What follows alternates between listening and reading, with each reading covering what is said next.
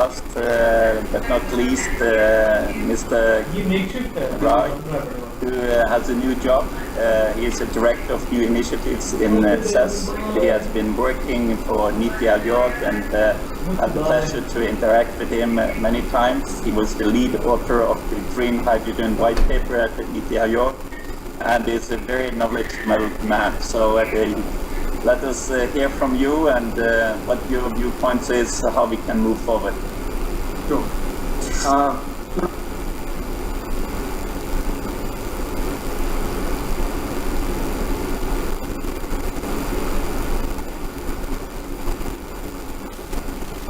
India has aspiration to be one of the green manufacturing centers of the world. So that is also another important pillar of motivations for going towards green hydrogen. And India unique of our services much faster than our manufacturing. And in manufacturing, with the world moving towards low carbon manufacturing, India has unique advantages. With low renewable power, trained but not completely mature workforce, but we have large of engineers, so we have potential in skills, large scale availability of our skills if properly utilized, and we also have a large market for many of these products. To get into sunrise areas also requires green hydrogen, because many of the sectors which are required for us to decarbonize India, decarbonize the world, can be done eminently well with green electricity. But there are certain sectors like steel, refining, fertilizers, long duration transport, marine transport, copper manufacturing, for example. There are many high emission sectors where direct electrification is very hard. That's why they are called as hard to beat sectors. And these are the sectors where there is not only a challenge, but there is also an opportunity in addition to the decarbonization narrative and also import security narrative. There's also a narrative: can India leverage green hydrogen to become one of the largest manufacturers of green products in the world? Let me begin one by one. So, the first is why international cooperation is important to deliver this ambition of India. Honorable Prime Minister in our Independence Day last month on August 15th announced his ambition to make India one of the largest green hydrogen hubs. See, this announcement seems a very simple announcement. It has a lot of meaning to it. Number one, while so many other countries are confused between multiple different colors of hydrogen, so India, since beginning, from the budget announcement in 2021 to now, the Prime Minister's announcement, has a very, very clear focus on single color of hydrogen, which is green. That is India probably has one of the very clear strategies on the color of hydrogen. This is where the PhD Chamber of Commerce and Surley's proposal of global alliance is important. There is a need. Before the I was in an electrolyzer manufacturer in New York. I try to help them industrialize their technology to build supply chain and so on and so forth. For the supply chain to mature and the modular economics to work, there needs to be a clarity on demand. But one of the biggest threats right now in the world is, for this clarity of demand, is lack of clarity on routes of hydrogen production. There are multiple routes of hydrogen production, but at some point we need to have some clarity on how much each of these routes are going to contribute to our decarbonization, how much demand is going to be there. There has to be some clarity at an international level. If that can be achieved, it seems very challenging. If that can be achieved with India at the center of it, as an international hydrogen alliance, as this conference mainly proposes, that would give a great shot to the arm for the entire supply chain to work on their modular economics, smaller components produced at million times. The price would go down extremely to a very affordable level. So this demand clarity is where this international collaboration is very essential in having some international understanding, probably based on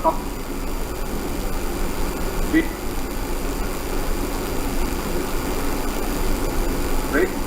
number one where international collaboration is very important, and again where the conferences like this are very important in starting this conversation at a big stage. And number two is standards. Again, coming from a battery manufacturing and electrolyzer manufacturing background, standards are one of the reasons, lack of standards are one of the reasons why some of these components, the supply chain, the storage is very expensive. Once the standards are available, and usually I know because of from a battery manufacturing experience, it takes us multiple years to come up with standards for even basic batteries.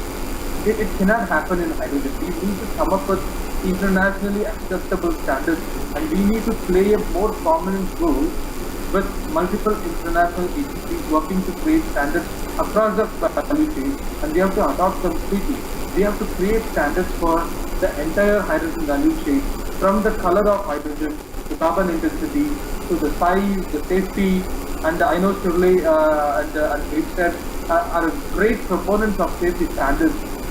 So again, across the value chain, we need standards and we need international collaboration so that the global advantages of global value chain can work, where each country with their specific advantages can scale up that particular component of the manufacturing, and then they can be assembled somewhere. The global value chain advantages, if we have to leverage that, then we need standards at a global scale and quick. And we cannot wait, it cannot be naturally developed like it happens for other technologies like batteries or some other components. We need to develop safety across the world. And number very relevant for this month, an International Climate Summit 2021 comes at the right time on the heels of COP26 in Glasgow in England.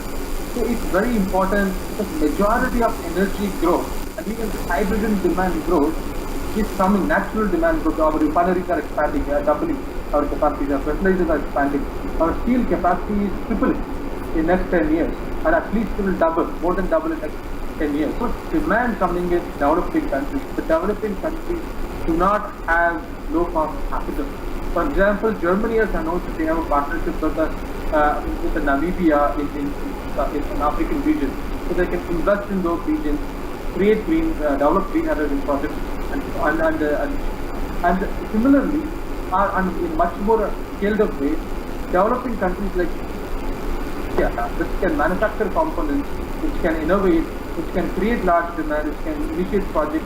It requires affordable capital, and this affordable capital is supplied by developed countries through some stable and professional mechanisms.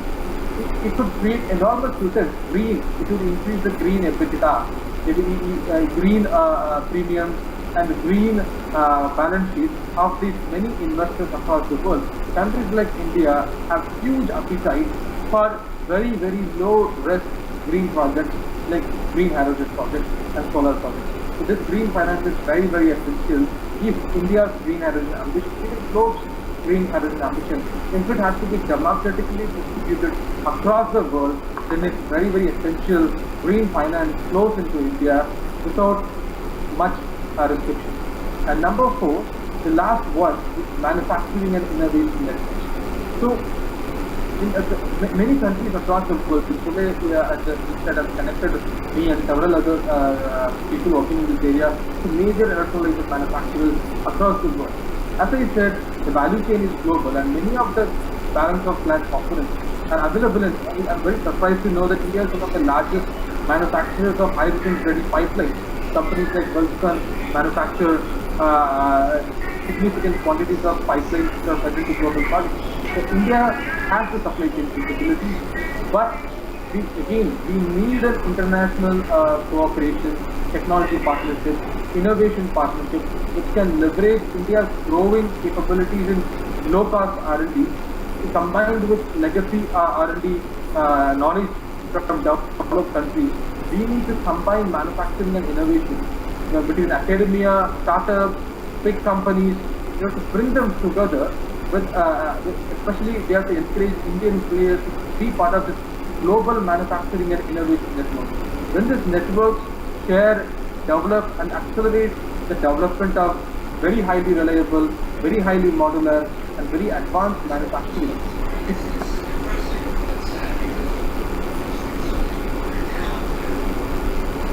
into manufacturing of green energy supply chain.